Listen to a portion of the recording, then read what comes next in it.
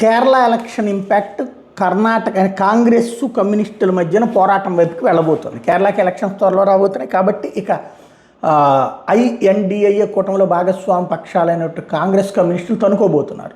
దానికి ఏదో ఒకటి దొంగ వేషాలు వేయడం, దొంగ కంప్లైంట్లు పెట్టుకోవడం ఒకరికొకరికి అలవాటే. కాబట్టి మైనార్టీ అస్త్రాన్ని కేరళ కమ్యూనిస్టులు మైనార్టీ బుజ్జిగింపోళ్ళే, అదే సందర్భంలో ఇటు వీళ్ళు మైనార్టీ బుజ్జిగింపోళ్ళే, కాంగ్రెస్ వాళ్ళు కూడా. ఇద్దరూ ఆ బుజ్జిగింపులో విశేషం ఏంటంటే, ఒక హిందూకి ఏం జరిగినా సరే హిందూ అనే పదంతో వాడరు, అదే ముస్లింలు జరిగితే ముస్లిం అనే పదంతో వాడతారు. తాజాగా కర్ణాటక కేరళ మధ్య తాజాగా చిచ్చురేగినటువంటి అంశం ఏంటంటే, కర్ణాటకలో కాంగ్రెస్ ప్రభుత్వం బుల్డోజర్లతో ముస్లింలను నేలమట్టం చేశారంటూ కేరళ ముఖ్యమంత్రి పినరయి విజయన్ ఆరోపించారు.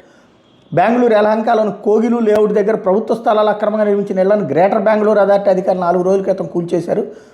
ఈ విషయం మీద విజయం శుక్రవారం సోషల్ మీడియాలో పోస్ట్ చేశారు. బెంగళూరు ఫకీర్ కాలనీ వసీం లేఅవుట్లో కొన్నేళ్లుగా నివాసముంటున్న ముస్లిం ఇళ్లను బుల్డోజర్తో ధ్వంసం చేయడం దిగ్భ్రాంతికరం అన్నారు. ఉత్తరప్రదేశ్లో సంఘ్ పరివార సర్కార్ అనుసరిస్తున్న మైనార్టీ వ్యతిరేక ధోరణి కర్ణాటకలో కూడా కనిపిస్తోందన్నారు. కాంగ్రెస్ కపట ప్రవృత్తిని సెక్యులర్ ప్రజాస్వామ్య శక్తులు ఏకమై ఎండగట్టాలన్నారు. సిగ్గుండాలి కదా, అక్రమ లేఅవుట్లు అక్రమంగా ఆక్రమించుకున్నారు, అందులో హిందువులు కూడా ఉన్నాయి. హిందువులు అనే పాయింట్స్ పక్కన పెట్టి అందులో ఒక 4-5 ముస్లింలు ఉంటే దాన్ని పట్టుకుని బేచ్ చేసుకుని మాట్లాడాడు అనమాట. అంటే అక్కడ ముస్లిం ఓట్ల కోసం తాపత్రయపడుతున్నాడు పినరయి విజయన్.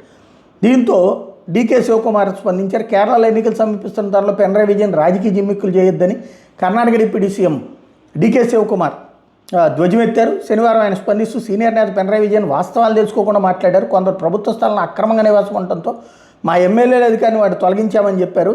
మాకు బెంగళూరు గురించి బాగా తెలుసు, ఎవరు ఇల్లు కోల్పోయిన వాళ్ళకి రాజీవ్ గాంధీ వసతి గృహ మండలి ద్వారా ఇల్లు కేటాయిస్తాం, మేము బుల్డోజర్ పద్ధతిని ఉపయోగించలేదంటూ చెప్పుకొచ్చారు. విజయన్ ఇక్కడ పరిస్థితిని అర్థం చేసుకోకుండా మాట్లాడడం సరికాదని, ఎవరైనా ప్రభుత్వ స్థలాలను ఆక్రమిస్తే వదిలేదని స్పష్టం చేశారు. అంటే ఆక్రమించారన్నది అర్థమైంది కదా, అదే అక్కడ ఉత్తరప్రదేశ్లో కూడా జరిగింది.